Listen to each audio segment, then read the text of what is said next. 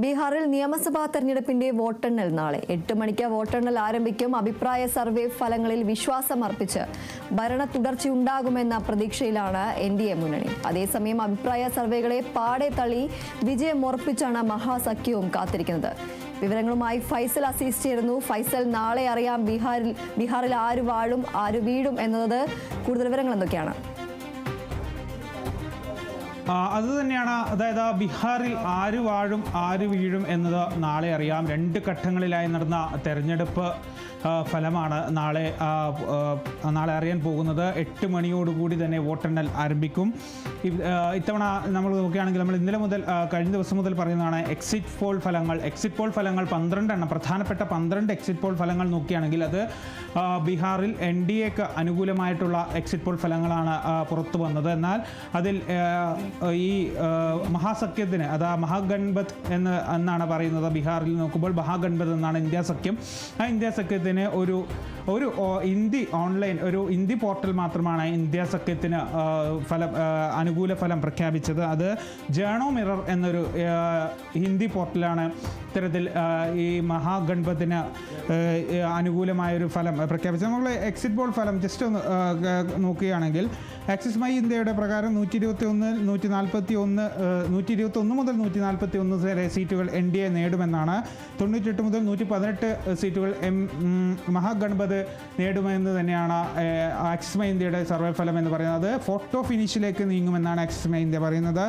മറ്റൊന്ന് ചാണക്യ നോക്കുകയാണെങ്കിൽ 130 മുതൽ 138 വരെ NDAയും 100 മുതൽ 108 വരെ മഹാഗൺബത്തും നേടുമെന്ന് പറയുന്നു.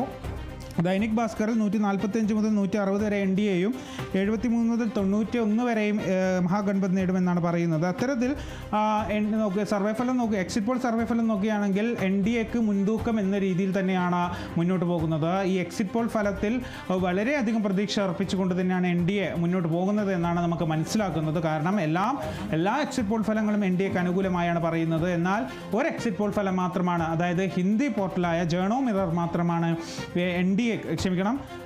ജേണോ മിറർ മാത്രമാണ് മഹാഗൺബത്തിന് മുൻതൂക്കം പ്രവചിച്ചുകൊണ്ട് മുന്നോട്ട് വന്നത്. 66.91% 66.91% വോട്ടർമാരാണ് പോൾ ചെയ്തത് എന്നാണ് തെരഞ്ഞെടുപ്പ് കമ്മീഷൻ്റെ ഔദ്യോഗിക വെബ്സൈറ്റിൽ നിന്നും ലഭ്യമാകുന്ന വിവരം. 1951 ശേഷം ബീഹാറിൽ ഏറ്റവും കൂടുതൽ പോൾ രേഖപ്പെടുത്തിയത് ഈ 2025 നിയമസഭാ തെരഞ്ഞെടുപ്പിലാണ്. 66.91%. ഇതിൽ 62.8% പുരുഷ വോട്ടർമാരും 71.6% സ്ത്രീ വോട്ടർമാരുമാണ് പോൾ ചെയ്തത്.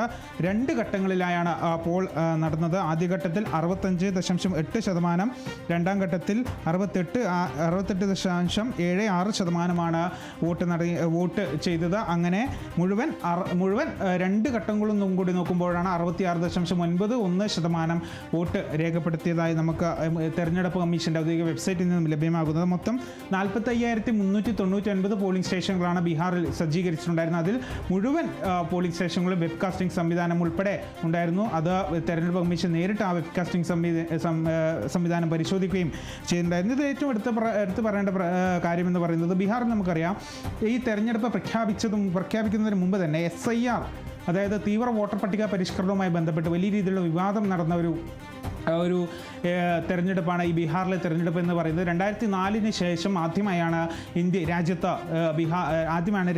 SIR നടപ്പാക്കുന്നത്. ആ SIR പ്രകാരം 7,45,26,858 വോട്ടർമാരാണ് പോൾ ചെയ്തതെന്നാണ് SIR-ന് ശേഷം 7,45,26,858 വോട്ടർമാരാണ്. SIR പറയുന്നത് നമുക്കറിയാം, ഇത് ഇപ്പോൾ ജീവിച്ചിരിപ്പില്ലാത്ത അല്ലെങ്കിൽ വോട്ടവകാശമില്ലാത്തവരെ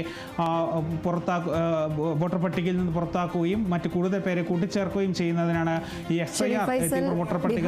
നിയമസഭാ തെരഞ്ഞെടുപ്പിന്റെ വോട്ടെണ്ണൽ നാളെയാണ്. 8 മണിക്ക് വോട്ടെണ്ണൽ ആരംഭിക്കും. അഭിപ്രായ സർവേ ഫലങ്ങളിൽ വിശ്വാസമർപ്പിച്ചാണ് ഭരണ തുടർച്ചയുണ്ടാകുമെന്ന പ്രതീക്ഷയിലാണ് NDA മുന്നണിയുള്ളത്. അതേസമയം അഭിപ്രായ സർവേകളെ പാടെ തള്ളി വിജയം ഉറപ്പിച്ചാണ് മഹാസഖ്യവും കാത്തിരിക്കുന്നത്.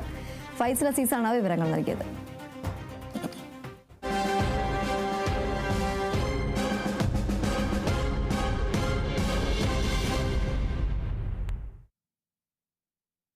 ഡൽഹി ചെങ്കോട്ട സ്ഫോടനത്തിൽ പിടിയിലായ വനിതാ ഡോക്ടർ